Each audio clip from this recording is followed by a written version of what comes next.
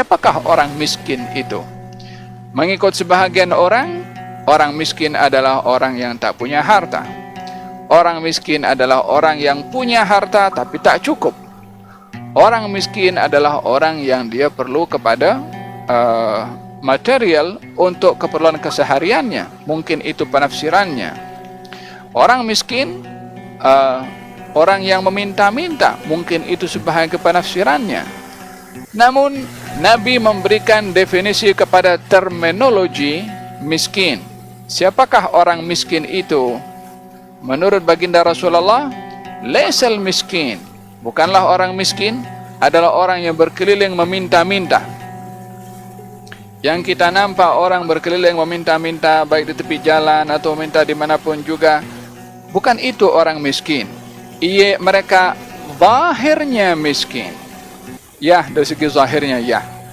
Tapi hakikat seorang yang miskin itu adalah seorang yang dia tidak memiliki harta yang mencukupinya, tidak diketahui oleh orang lain kalau dia miskin, bermakna dia tidak mendedahkan kemiskinannya, dia tidak menzahirkan kemiskinannya, dia tidak berpenampilan kusut masai sehingga dilihat oleh orang sebagai seorang miskin, dia tidak dilihat menedahkan tangan kepada orang lain sehingga dikenali sebagai seorang miskin, dia tidak menghantarkan rayuan meminta-minta duit untuk memberitahukan dirinya seorang miskin.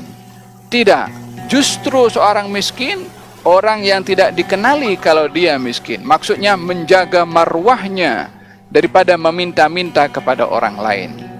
Kemudian wala yaqum fais'alun nas, dan tidak pun dia meminta-minta kepada orang. 3 perkara definisi miskin. Yang pertama, tidak mempunyai harta yang mencukupi. Bermakna seorang yang memiliki harta yang mencukupi terkeluar daripada miskin. Yang kedua, tidak menzahirkan walaupun dia seorang yang miskin. Berbeza dengan orang yang menzahirkan, maka dia tidak termasuk dalam kategori miskin. Kategori ini maksudnya seorang miskin yang mulia di sisi Allah Subhanahu wa taala. Seorang miskin yang dipuji oleh Allah Subhanahu wa taala adalah orang miskin yang tidak mencukupi kepada hartanya akan keperluannya, dan tidak menzahirkan keperluannya, dan tidak pun meminta-minta kepada orang lain.